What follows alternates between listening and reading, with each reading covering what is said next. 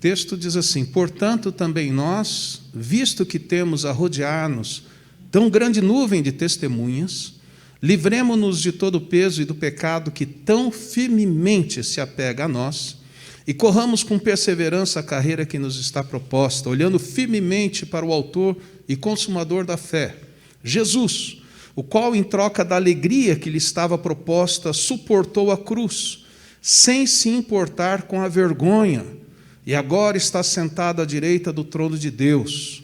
Portanto, pensem naquele que suportou tamanha oposição dos pecadores contra si mesmo, para que vocês não se cansem nem desanimem. Na luta contra o pecado, vocês ainda não resistiram até o sangue.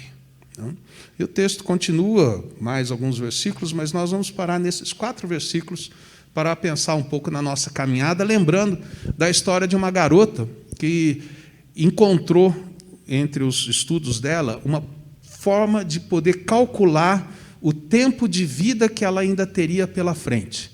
E ela então começou a calcular para pensar quantos anos ela viveria, quanto tempo ela teria pela frente. E enquanto ela estava fazendo esses cálculos e toda preocupada em saber quanto tempo ia levar, chega um senhor de mais idade, um pouco mais experiente, e fala para ela assim: garota, para de pensar nisso.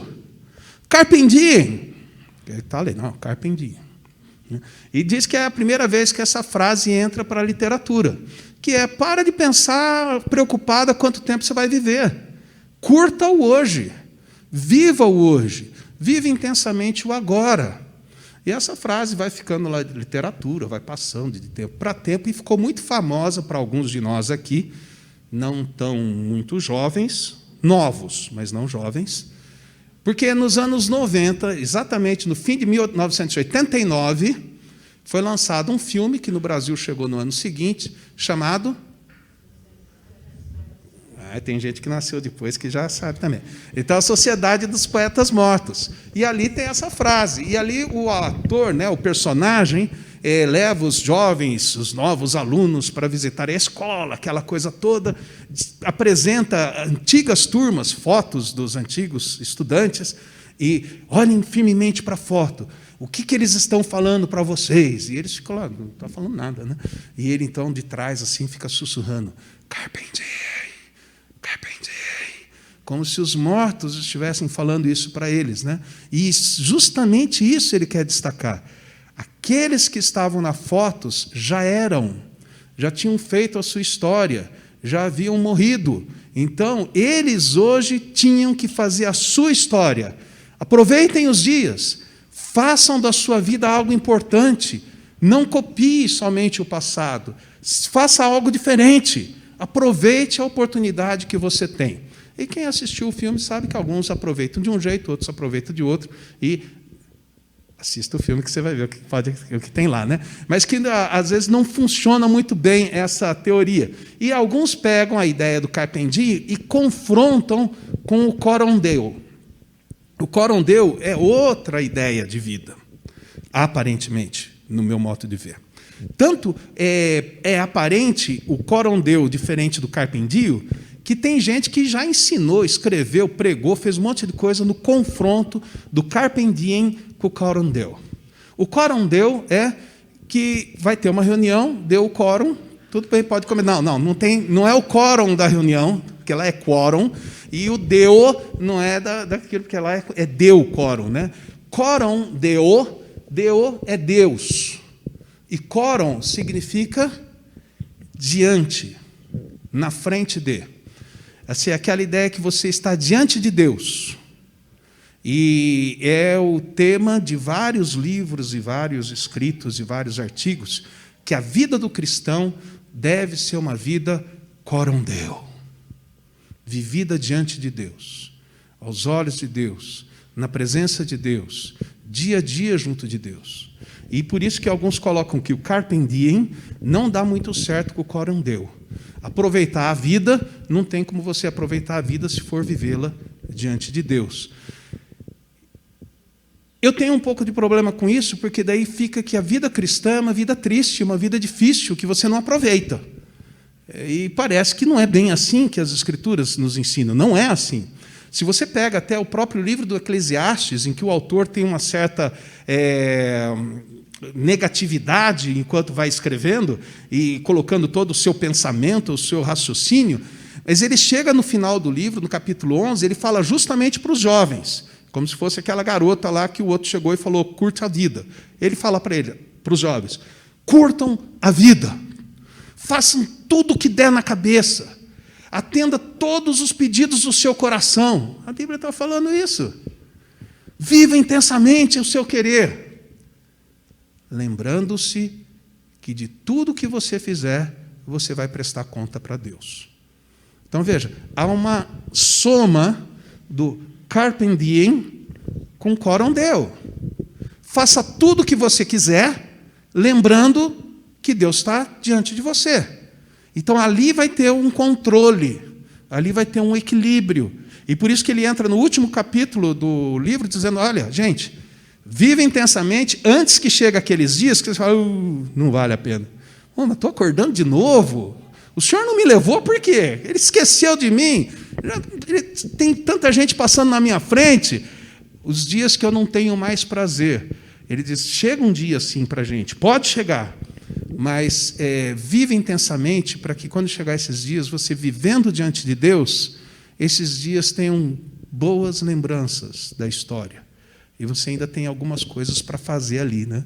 Porque você vive diante de Deus. Se isso é o Antigo Testamento, quando você vem para o Novo Testamento, o Senhor Jesus Cristo parece chegar também para uma garota, embora o texto ele não está falando para uma garota, ele está falando para os discípulos dele, para um grupo grande de pessoas de várias cidades que se reuniram junto a ele numa montanha. E ele fala assim, gente, não fica preocupado com amanhã. O dia de hoje já tem as suas dificuldades, fica com os dias de hoje. Não fica perdendo o sono do que vai acontecer amanhã, quanto tempo você vai viver, se você vai terminar a faculdade ou não vai, se quando terminar a faculdade você vai ter emprego ou não vai. Não fica preocupado com essas coisas. Viva o hoje. Deus cuida de você hoje, o mesmo Deus que cuida hoje, cuidará amanhã. Mas viva o hoje, buscando em primeiro lugar o reino de Deus e a sua justiça. Vive intensamente hoje, buscando o reino. Carpe diem, coram deo. Os dois caminham juntos. E quando eu observo aqui Hebreus, eu vejo algo parecido, o autor colocando para nós, porque ele mostra que é possível o carpe diem com o coram deo, ou seja, curta a vida vivendo diante de Deus. Mas tem algumas observações para a gente. Primeiro ele coloca que nós, leitores, e aqueles primeiros leitores, não estavam sozinhos na luta, não estavam sozinhos no desafio. Por isso que ele coloca ali no versículo de número 1, portanto, também nós, vocês e eu. Então, ele não está se colocando como alguém superior. Ele sabe das nossas lutas, ele sabe das nossas limitações, ele sabe das nossas preocupações. Mas ele coloca que, lá no capítulo 10, ele já estava falando, olha, nós somos um grupo que é alcançado por Deus, que está batalhando por Deus, que está tendo uma vida que é desafiadora, mas nós temos que perseverar. E a gente está terminando um primeiro semestre de quase 2 anos de pandemia, de quase 1 ano e meio de pandemia, temos que perseverar. Quase 1 ano e meio de preocupações com emprego, com familiares, com saúde, temos que perseverar. Vamos ficar firme, vamos curtir o dia, na presença de Deus, perseverando, porque ele diz assim, olha, vocês ainda estão caminhando. Agora vejam aqueles que já partiram. E ele dá uma lista de heróis da fé, capítulo 11. Porque ele fala que é importante perseverar, e para perseverar você e eu temos que estar firmes na fé. E ele mostra que é possível ter fé. Ele mostra uma lista de pessoas como você e eu, gente que viveu nesse mundo, pessoas limitadas, pessoas com maior ou menor grau de instrução, pessoas com maior ou menor grau financeiro. É uma lista variada dos chamados heróis do Antigo Testamento. E a única coisa que amarra todos eles é que todos eles acreditavam em Deus. E acreditavam em Deus, às vezes, assim, com Deus falando, Deus dando uma ordem, e que eles olhavam que, poxa, mas parece que isso não vai acontecer.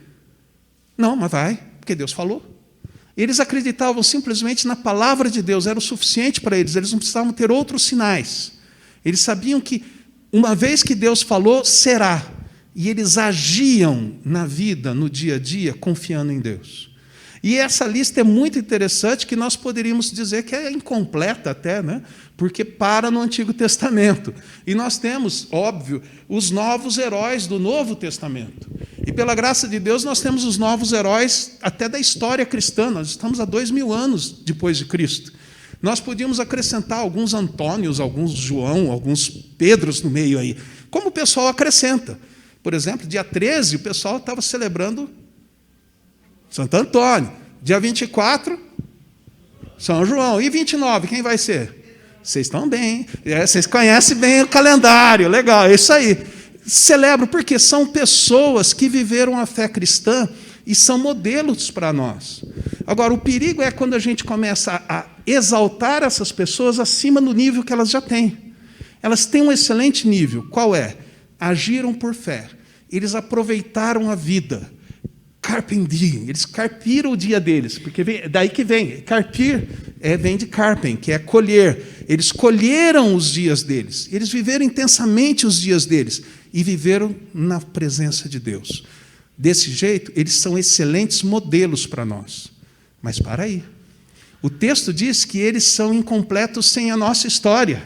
Eles ainda precisam da nossa história. Nós continuamos a intensamente viver a vida, sermos desafiados a isso, e confiando em Deus. Mas quem então vai ser um exemplo para a gente? Quem, além de exemplo, quem pode ser um motivador maior para a gente? O texto diz: Jesus. Para Jesus devemos olhar, em Jesus devemos confiar, em Jesus devemos esperar. Ele, Cristo, que era super, ultra poderoso, e vivia na glória, ele não teve problema em renunciar à glória para curtir a vida por você e por mim, e diz o texto, ir até a vergonhosa cruz mesmo, né? Porque além daquela morte dolorosa, havia toda a exposição, né? Ele era pregado nu na cruz, ele apanhava, ele desfilava na frente de todo mundo antes de chegar na cruz. Então, é todo um esquema de vergonha. Eu acho que na tradução de vocês, não sei se está como ignomínia ou alguma outra coisa assim, que ignomínia aqui é vergonha, né? Ele não desprezou a vergonha, ele enfrentou tudo isso por você e por mim, para que nós hoje, na nossa vida, continuemos firmes na corrida. Ele põe a ilustração da corrida, Paulo usou lá em 1 Coríntios 9, que nós vimos, aparece em outros lugares da Bíblia também, a vida cristã como uma corrida, que exige de nós dedicação, constância. Aqui, inclusive, a ideia de uma corrida de fundo, algo para perto de uma maratona, para mostrar que é longo e necessita dedicação. E essa dedicação nossa é nos desvencilhar dos pecados que ficam grudando na gente. E você e eu sabemos, cada um tem a sua lista. Alguns têm uma lista pequenininha, eu concordo, mas tem uns que têm uma lista maior. Mas todos têm lista. Todos têm algum pecado que fica pegando no pé, que tenta atrapalhar você falar assim, não, eu confio em Deus. Até falar não é problema, a questão é viver. Cada um de nós tem o seu. Como que a gente vai se desvencilhar ou desgrudar deles? Ou tirá-los de nós? Diz o texto, olhando para Jesus, buscando em Jesus, confiando em Jesus, confessando a Jesus e pedindo de Jesus a força, porque Ele teve essa força e Ele agora compartilha conosco. Porque Ele, diferente de todos da lista de Hebreus 11, diferente de todos os Antônios, Pedros e Joãos, que seguiram a Jesus, Ele morreu e ressuscitou, diz o texto. Ele está sentado à direita de Deus Pai.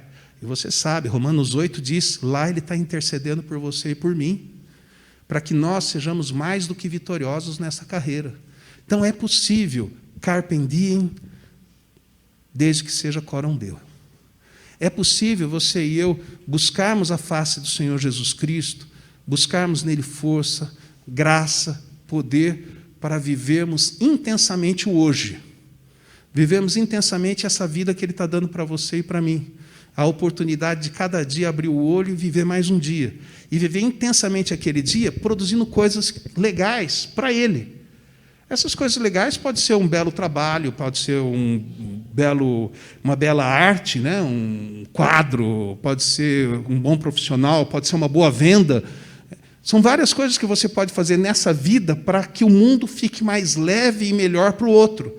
Pode ser uma boa ação, a doação de uma cesta básica, a doação de R$2, a doação de um ouvido para ouvir alguém que está angustiado e preso e pesado. Boas coisas você e eu podemos fazer, boas obras nós podemos fazer, nos desvencilhando dos pecados, no poder que vem de Cristo. Diz ele aqui que não é tão difícil. E você pode, não, mas a minha vida não está fácil, é uma correria e tal. Ele diz, olha, vocês aí não precisaram derramar o sangue por causa de Jesus Cristo. Essa é uma realidade nossa aqui. Nós não somos cristãos que precisaram e que estão sendo desafiados a morrer por causa de Jesus. Sermos degolados como alguns são hoje em alguns países. Serem torturados como alguns são em alguns países. O nosso sofrimento para ser cristão é pequeno perto de outros. É grande para você, é grande para mim, talvez, o meu sofrimento. Mas é suportável em Jesus Cristo. Por isso que ele fala para olhar para Jesus, lembrando do Jesus glorificado, mas ele fala, lembra do Jesus da cruz também. Porque o preço que ele pagou, eu ainda não estou pagando. E ele pagou por você e por mim. É uma forma do autor despertar em nós a dedicação, a perseverança na fé, curtindo a vida diante de Deus. É possível, então. É possível ser super feliz. O cristianismo não é uma religião que leva a pessoa a uma vida triste. Pelo contrário. Quando você vê alguns, por exemplo, o apóstolo Paulo, Filipenses, alegrai-vos, alegrai-vos. Evangelho de João também trabalha algumas questões de alegria. Há os textos do rompante de alegria de Apocalipse, por exemplo. Um livro super feliz. Tá? Bem-aventurados, bem-aventurados, bem-aventurados. O povo estava todo cantando, todo louvando a Deus. Quanta coisa bela para o cristão. Então, a vida cristã é possível com alegria, sim, diante de Deus. Coram Deus. Então, nós temos mais um semestre, e não sei se você vai calcular aí quanto tempo você tem de vida. Aquela menina estava fazendo, o homem falou, para de fazer isso. Carpe diem. Não precisa se preocupar. Será que é mais uma semana? Poxa, se eu pegar o Covid, será que eu fico 2 meses? Aí tem gente que foi mais rápido. Será que eu venço? E quantos anos eu tenho pela frente? Será que eu vou ver os meus netos? Não sei. Nós estamos no hoje. Curta o hoje na presença de Deus. É possível. É bíblico. Olhando para Jesus Cristo, o autor e consumador da nossa fé. Que o Senhor nos abençoe.